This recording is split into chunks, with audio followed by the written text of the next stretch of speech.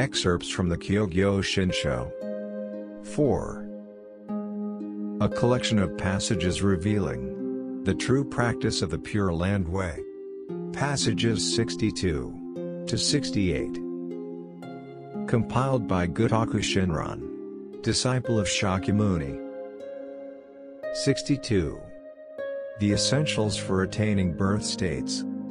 It is taught that among the various acts performed by the three levels of practicers presented in the two fascicle larger sutara, some are shallow and others are profound. But the act common to all is wholehearted exclusive utterance of the name of the Buddha of immeasurable life. Third, among the 48 vows, is one that, established especially for the gate of the Nambutsu, declares, if sentient beings say my name, even 10 times, and yet are not born, may I not attain the supreme enlightenment.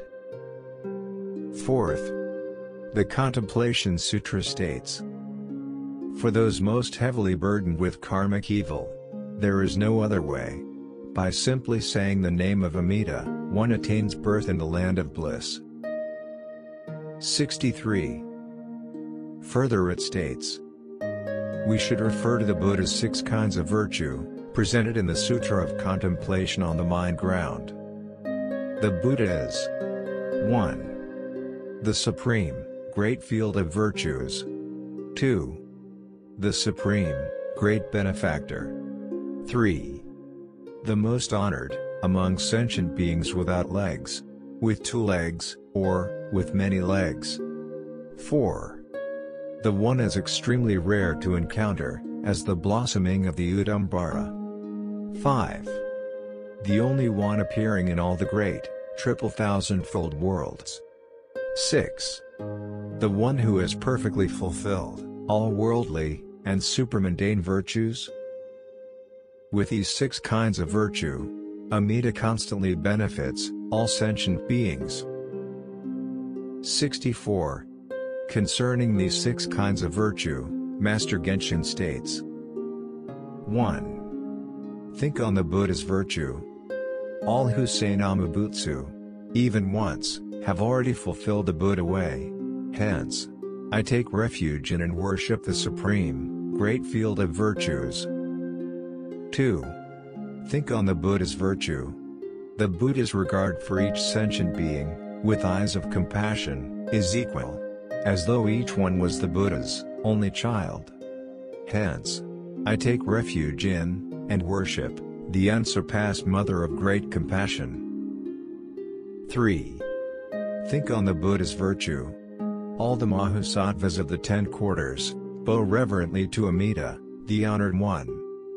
Hence, I take refuge in, and worship the Supreme Honored One, among beings of 2 legs. 4. Think on the Buddha's virtue.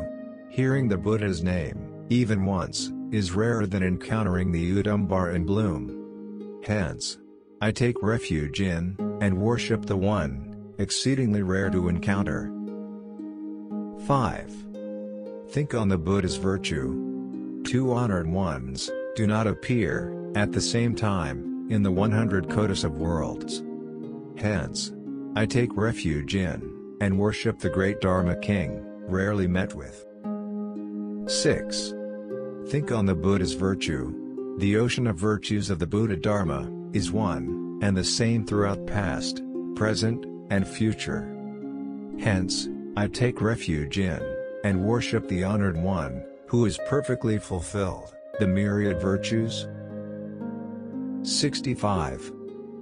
Further it states, when a robe is scented for a single day, with flowers of the Parijata tree, its fragrance cannot be equaled by the flowers of Kampaka, or Varskika, though it be scented by them for 1,000 years. 66. Further it states, it is like one measure of elixir, transforming 1,000 measures of copper into gold. In the Himalayas, there is a herb called forbearance. If a cow eats it, it will produce milk of the finest taste, manda. If the silk tree faces the constellation Kritika, it bears fruit. 67. Passages on the Nembutsu selected in the Primal Vow compiled by Genku states, Namu Amida Butsu. As the act that leads to birth in the Pure Land, the Nembutsu is taken to be fundamental. 68. Further it states, if you desire to free yourself, quickly, from birth and death, of the two excellent teachings, leave aside the path of sages, and choosing, enter the Pure Land way.